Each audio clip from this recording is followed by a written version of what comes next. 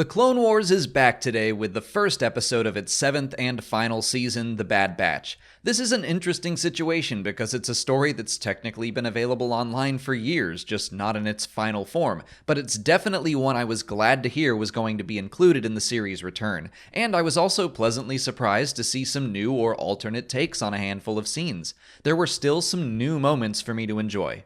The setup is that the Republic has been battling separatist forces on Anaxes for a while, and they've been losing thanks to some very specific counterattacks. Rex suspects that their enemy has cracked some of his battle plans, and they all resolve to figure out why. And that takes us to our first big difference between the old story reel and now. In the original version, Rex theorizes that Echo had some intelligence on him when he died that's helped the separatists. This time, he keeps that information to himself, and in a brand new scene, he and Cody think back on the friends they've lost, and Rex straight up guesses Echo might still be alive. It was a nice moment, but I think I prefer the original script, which handles the surprise that Echo is alive a lot better. But it's interesting to see Rex hiding things from Anakin. I wonder if that could play into the rest of this arc, and if that's the case, it might make for some more impactful story decisions.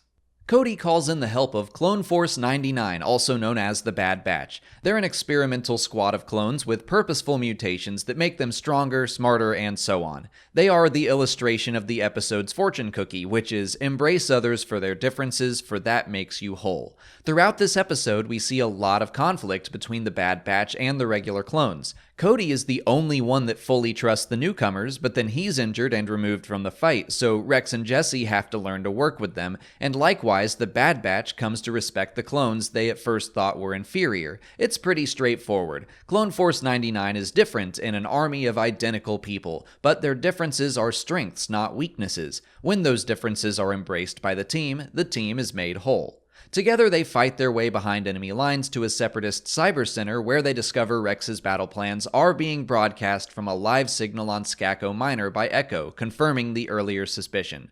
Like I said, I preferred having that be more of a shock and surprise, but honestly, it's not that big of a deal. It's a small moment from an unfinished story reel that most people didn't watch, and the end result is the same.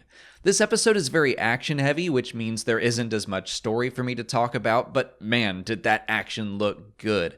The animation is crazy smooth, and I can't wait to see the rest of this arc and the other two play out. It's like a nice bonus to having that long wait between Season 6 and now. At least the series is going to end looking far and away the best it ever has. Before I finish this video, there are 3 connections to other stories I want to talk about.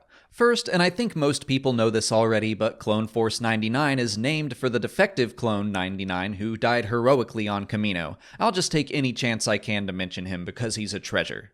Second, you can see Fernox during the campfire scene. Those creatures were created for Star Wars Rebels when Hera and Sabine revisit the same Old Republic base on Anaxes. It's pretty cool to see them added to the planet now. Third, I want to talk about Kix and Order 66. According to a short story that takes place in the sequel trilogy era, Kix continues the investigation 5 started into the inhibitor chips and learns their true purpose, but he's captured by Dooku, put into stasis, and then lost for like 50 years. Obviously, that hasn't happened yet because Kix is still around. I'm not saying we're going to see him captured in this series. I don't expect to see that play out. I'm just mentioning it for the timeline. And that's really all I have to say about the Season 7 premiere. Again, this is kind of a weird situation because I'm talking about a story I first watched years ago. I thought it was great seeing it fully realized in this beautiful animation. It's just that I've talked about it in detail before, so it's hard to look at it with completely fresh eyes. But I appreciate the subtle differences between the reel and this episode, and I hope those continue to ripple out for the next 3 weeks to surprise me with more new stuff. But that's it for today. If you haven't already, please like this video, subscribe to the channel, follow us on Twitter, Instagram, and Facebook, and consider checking out our Patreon page where we're going to be doing audio commentaries for these new episodes as they're released. As always, thanks for watching, and may the Force be with you.